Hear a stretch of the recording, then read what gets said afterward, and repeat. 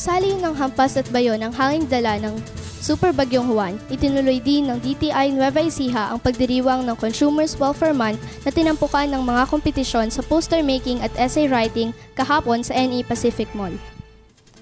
Sa pangunguna ng hepe ng Business Development Division ng DTI Nueva Ecija na si Ginoong Eduardo Serrano at sa pakikipagtulungan ng hepe ng DTI Cabanatuan na si Ginang Brigida Pili, nairaos ang nasabing pagdiriwang na may temang Consumers, Green Multipliers sa ganap na ikadalawa ng hapon.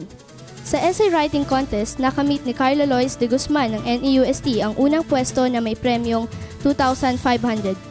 Pumangalawa si Maria Isabella Domingo ng Bungabon National High School na nakatanggap ng 2,000 piso. Habang pumangatlo naman si Maria Cindy David ng Palayan City National High School na may premyong 1,500.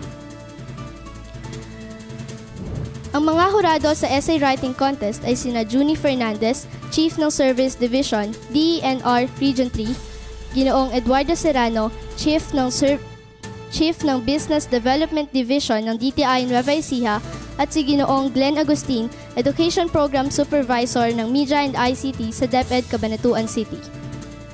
Sa poster making naman, ang unang pwesto ay may cash prize na 3,000, 2,500 naman ang pangalawa habang ang pangatlo ay 2,000. Habang sinusulat ang balitang ito ay sinusuri pa ng mga hurado sa pangunguna ni Binibining Catherine Sangil ng His Art Gallery ang mga posters. Para po sa DepEd-R, DWJJ at Radyo Vision, ito po si Kathleen Princess R. Aldama, nag-uulat at nakikiisa sa pagdiriwang ng Consumers Welfare Month.